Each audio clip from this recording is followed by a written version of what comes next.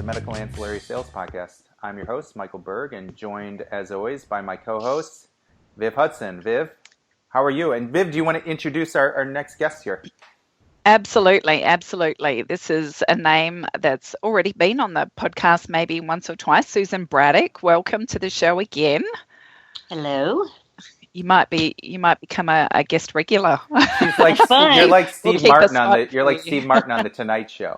I could be like on the panel, yeah.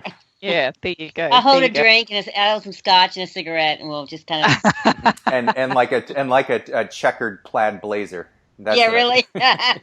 Yeah, we might lose that in the audio though. Wow. Anyway, Susan Braddock. Susan's been looking after pharmacy compounding solution, and she has brought life back to what we thought was perhaps becoming an ancient creature. So welcome to the show, Susan. And I know that Mike has got a burning question on the tip of his tongue that he wants to ask you. Yeah, so Susan, thanks for getting on. I am shocked, I got to tell you. I'm shocked at the success that this program has had. I've seen some unbelievable commission reports coming out, and some reps who are going to be making just some life-changing type of money. So where this is going to be a real change in lifestyle. So it's very exciting. But the thing I'm shocked about, Susan, is that I've been involved in the pharmaceutical industry going back to really 2006 in some way, shape, or form. And even in the compounds, I dabbled in it going back to 2009. Now, what most reps will tell you who've been in the ancillary space for a while is that pharmacy had its day, and that day is come and gone, and it's just not really worth spending a lot of time on. And so we really have not focused on it until this new solution had come across our desk last year. And we eventually we stuck our toe in the water, and I said, geez, let's let Susan have a crack at it. And man, Susan, it's just, you're on the tip of everyone's tongue now. Oh, yay, I think. Unbelievable success. But here's the biggest question, Susan, here's the biggest question that I get from people, that especially veterans of this business. How is this compound pharmacy program work while we're contracted with 4 different pharmacies? I can tell you, we do not have the program that you're looking after is unmeasurable success. I mean, it's so much greater than we've had with these other pharmacy programs. Why is this working where the other ones are not working as well? What separates this? You know what, Mike? We're smarter.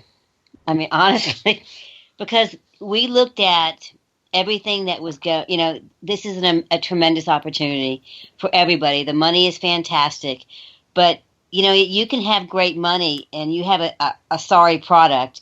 That great money doesn't last. So what we did is we looked at where the opportunity was and why everybody was just falling on their face. And we identified several areas. But the first thing we identified was that the product has to be spot on good for the physician's patient to be happy with it. And the insurance has to be paid for the patient to get their medication. And those are the 2 things that we really, really worked hardest at to shine at. So what we did when we have a patient that gets a prescription, the pharmacy calls that patient that day. And everything is recorded. If they can't get in touch with the patient, they record that. But when they talk to the patient, they explain, this is the medication, this is how it's going to come when you get it, this is what it looks like, and this is how you use it, and here's our number if you have any questions. And the medication comes the next day. So we have the boxes checked on quality product. And then we look at the patient's insurance, and we work with the patient in a way that they get the medication and it doesn't break their bank. And because we have a proprietary pharmacy board, and it's filled with pharmacists and ex-insurance adjudicators that say, this formulary gets paid for, written this way. And that's why we have a pre-printed script pad that goes out to the physicians. So when they check that pre-printed script pad off, that formula has already been adjudicated by that insurance company several times before. So the drug gets paid for, the patient gets counseled, the medication gets to the patient's door the next day. And if there's any kind of a problem, I hear from the pharmacist every morning, and I personally call the physician and say, Jane Doe wasn't on the phone, or maybe she misunderstood something, or some of the other things that happened. So our service, our customer service, and our product is spot on. And with that firm foundation, that's why doctors like it so much. I'm getting calls back from physicians. They love the MSO portion, but more than anything else, they love the fact that this is just something they don't have to worry about.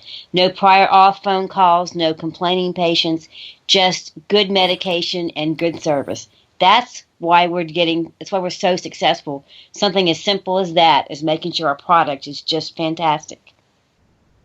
And that's music to people's ears. I think the whole customer service aspect is huge. And I know from talking to you previously that you really support your sales reps. And as we know, follow-up is key to everything, and getting the doctors to utilise these solutions. So if you have a doctor that's a little bit reticent getting up and running with it, like, what are the words that you use to give them a giddy up?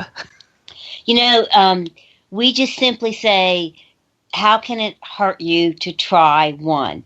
And we'll send them a e-script or a pre-printed script pad and say, just try it one time. If you don't like it, you never have to speak to us again, but try this service one time. And nobody has ever gone back and said, we don't want to. It sometimes takes a little bit to get the physician to actually send in the script. You've got to not just get this person to say yes, but you've got to make sure that workflow goes through and kind of stay on this person to make sure those scripts go through.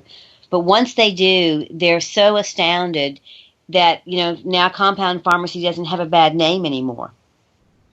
And my joy is having the physicians call me and tell me how much they love it.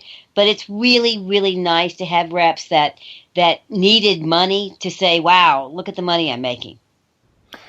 Yeah, no doubt. Well, let me backtrack for a minute, because I think what the real key here, obviously good customer service, good pay, everything else, that's fantastic. That's the icing on the cake. But the real difference here, if I'm reading you correctly, and I've spoken to the owner of this company too, and what the real difference here is that pharmacy board that you spoke about. So yes. And correct me if I'm wrong, from what my understanding is that this is something that other individual mom and pop shops don't have. So this pharmacy board is... Individual mom and pop shops are getting their compound medications paid at about a 40% rate, and we're at 98%. Well, so you're right, the pharmacy board is the key. It's funny you say that, because there's another pharmacy that we use, and I would say that it's right at about 40%.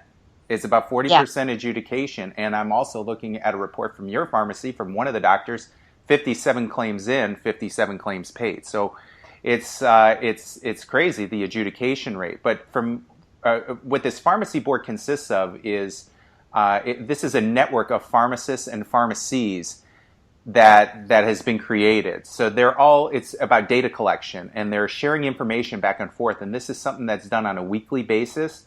And it's a constant cat and mouse game with the insurance companies. But what they've done is devised a plan where they have enough data inputs that they know exactly what's getting paid by whom. They know how to submit this correctly so that it's going to be paid. They know exactly how much to charge for these to the insurance companies.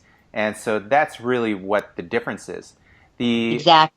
Right. The other difference here is that this, and I know most people who listen to this are in the lab space too. And what happens in the lab space is that sometimes you have, well, not sometimes, oftentimes you have, especially in the hospital billing realm, is that you have these small hospitals that take on reference labs, and they jam through so many samples that raises red flags at the insurance companies, and they jeopardize their in-network insurance contracts. And the same thing can happen with these mom and pop pharmacies. If they see that they're jamming through a bunch of a specific medication, and they're blowing it out with that medication, they're going to put a stop to that at a certain point, and they can risk their contracts as well. Whereas with this program, this is actually a network of pharmacies, and the scripts get dispersed and throughout, so that they're not heavily concentrated with one single pharmacy where you have all your eggs in one basket. Is exactly that okay? The owner, he owns outright, I believe. At this point, he owns 12 compound pharmacies. These are not retail pharmacies where you can walk in and buy Band-Aids. These are compound pharmacy sites only. And then he has partnerships with in almost every single state in the U.S. So not only are the patients given their medications quickly, it's usually a compound pharmacy next to them, and the whole system is flattened out in the way that we work it. I want to point out, too, that a lot of times compound pharmacies save the patient money, and they really like that as well. And some of the other benefits that are associated with compounding is, like, I know that with pain medications, if you're taking oral medication, obviously there's the concerns around dosing and dependency, whereas Huge. and often the pain is not completely treated with oral medication. So adding a topical actually helps to kind of top up their pain relief in a safe and effective manner, or it can also be a first point of call for physicians to prescribe as opposed to going the oral route. And obviously that's going to be quite good for the patient to be able to just rub that cream onto the actual affected area. So for sales reps out there, having that as a key patient benefit, because doctors always like to know what's good for the patient. So just reminding them about things like that can help you to sell the solution. One of my doctors told me that the transdermal patch that we have, it's a lidocaine menthol patch, is a game changer with his patients. And especially now with the opioid addiction really getting a lot of headlines, this gives the physician something, as you said, an alternative to write first other than an opioid. And insurance companies like that too, and so do patients. Hey, just as a final point here, Susan, I read the newspaper online sometimes from the town I'm from, which is Cleveland, Ohio. And I was reading a few weeks ago, and it said something like 29 opiate overdose deaths this month in the county. That's unbelievable. Unbelievable. I mean, that's just, and that's not a huge city. So just for that one county with a couple million people, you have that many deaths. I mean, if that was a terrorist attack, if terrorists had come in and killed 29 people just in that county alone, it would be a national outrage. Exactly. So, Susan, absolutely. I want to thank you again for getting on. Great info. And guys, please do yourself a favor. Go get 10 scripts. If you get 10 scripts, 10 will turn into 100 the next month, because the doctors are going to love it, and you're going to love your pay. 5 working doctors, and you can go to Aruba for the week, for a vacation. It's just 5 working doctors writing is all anybody really needs. Amen. Thank you, Susan. Thanks, Susan.